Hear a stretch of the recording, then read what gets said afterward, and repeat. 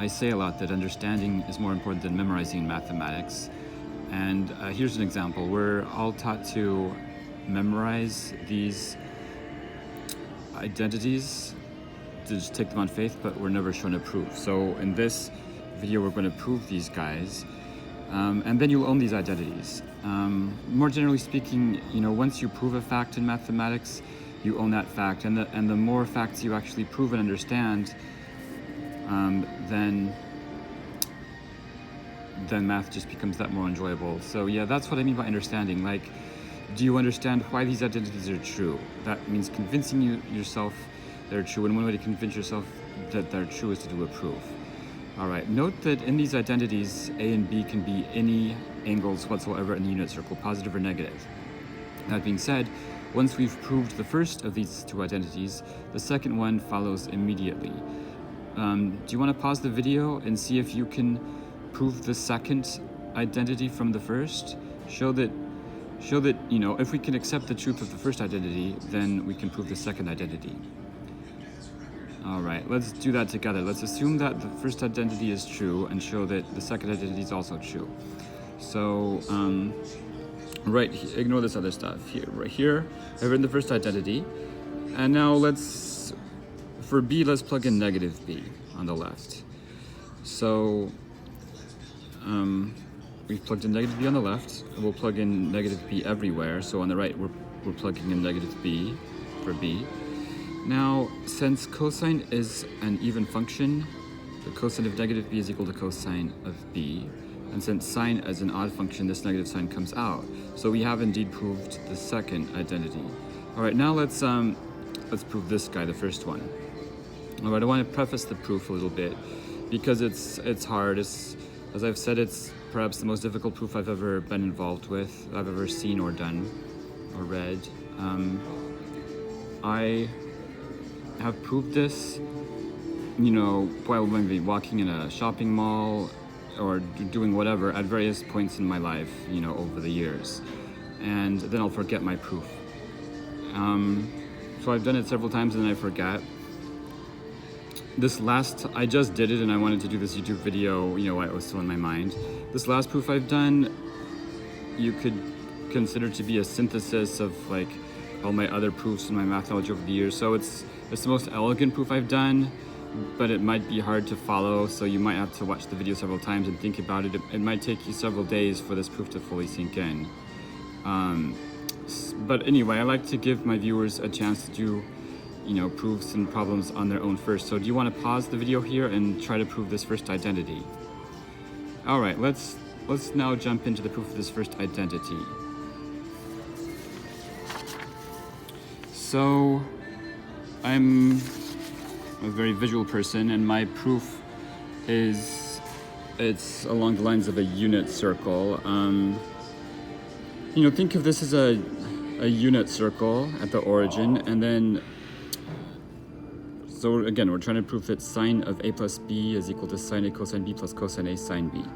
So this is just, I think what makes this proof hard is that A and B can be any angle. So in my picture here, A is in the third quadrant, but A could be in any quadrant whatsoever, and it could wind around many times. It could be a positive angle or a negative angle. Here my A is a positive angle, and same goes for B.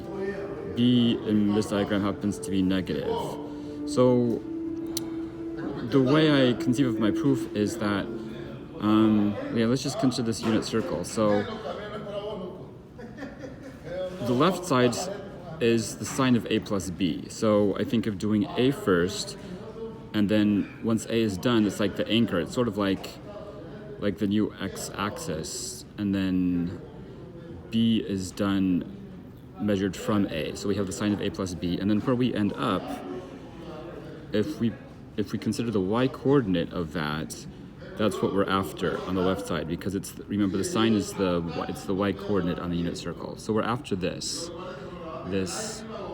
right here, which can be positive if it's above the origin, or negative if it's below the origin. So what I did is I think of this A as the springboard for B. It's like think of it as the x-axis. Maybe I could even put an x here to think of it as this new x-axis, and then b is measured here. B would be considered still in the same direction. So if this is going clockwise, b would be a negative angle. So it's sine of a plus b. Here's sort of another diagram here. I also kept a in quadrant 3, but now b is a little bit, I guess, bigger and, well, whatever. it's sort of the same thing. A is a positive angle in this diagram, b is negative. And I'm sort of teasing out the projections of b that are orthogonal and parallel to a. Orthogonal means perpendicular. So this is like, this segment here is parallel to the a, and this is perpendicular to a. And the reason I was thinking of these is the first term on the right side of the identity has a cosine b in it. So if a is our x-axis, then this is like the cosine of b. Imagine that a is the x-axis, so this is the y-axis. Or I guess its y-axis would be here. If it's been, imagine just the regular x-axis but rotated through a. So the y-axis would now be here. So cosine b in this new coordinate system would be this signed length. I say signed because it could be positive or negative. It's sort of a vector. And then, so cosine b is here and sine b is here. And again, if we're interested in this y-coordinate, it could be broken up into this sort of y-coordinate of, we're like projecting these two, this right triangle, these components of b, as it were, onto the y-axis and adding them together to get this. So to that end, let's just collapse a, let's just say a is 0, or a doesn't exist, first of all, and just do b first. B will eventually be done from the springboard of a, but let's say this is b. Here b is like a negative. It's, if it's b is all alone, it's in quadrant 4. So here are my two components of b, the x component and the y component.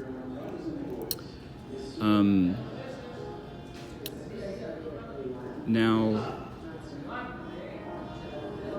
this, if it's as if a were 0, and we're still after this y component of b, this y coordinate, we're after this, it would be a negative answer. So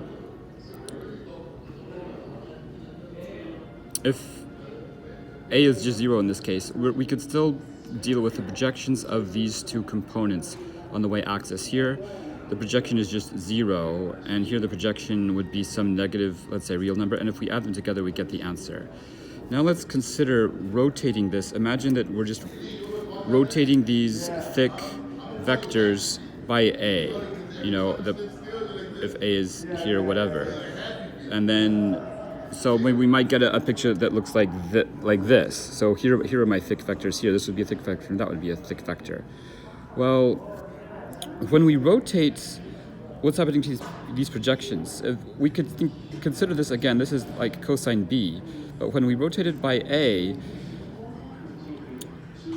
remember the first term on the right side of the identity is, I'm going to maybe switch the order a bit, but it's cosine b times sine of a. So when we rotate this vector by a and multiply it by the sine, we'll consider the first term on the right. It's cosine b sine a.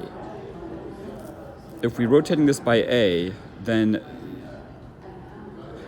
projecting this vector onto the y-axis is indeed cosine b sine a, and it's going to have the proper sign. It'll be positive or negative. So here, cosine b sine a would be positive, and it can be thought of as this vector here. It's really just a positive real number. I'm going to have to get a drink. I'll get a drink and we'll pick this proof up back in a few seconds. Just take this time to sort of absorb what we've been doing.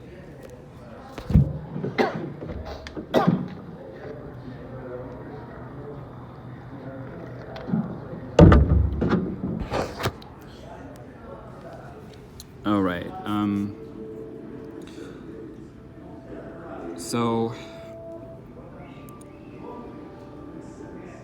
this, think of this as a vector. And if the right part, the first term on the right side of the identity is sine A cosine B, or reverse that, cosine A sine B, and that would be just, that's this length, that's this right here, right? Okay, similarly, this part here, when it starts getting rotated by A, think of the second term on the right, which is sine B. So think of this vector as sine B, but then cosine A. Well, what cosine A does is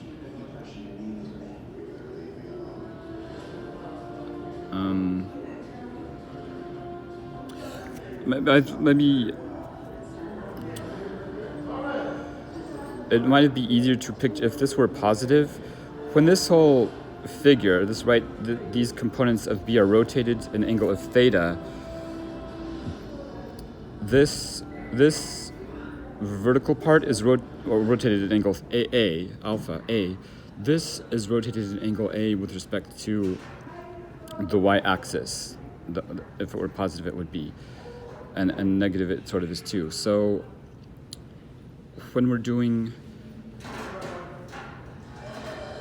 the side on the right says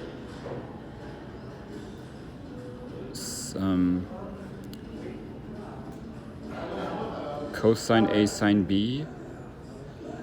We're projecting this on the y-axis. So that's the end of the proof, because it's basically the sum of those projections that we're after. Okay, please support me through PayPal to devinwyndham@gmail.com. I also do tutoring both online and in person, and if you're interested in tutoring, you can reach me at that email as well. Please subscribe to my channel.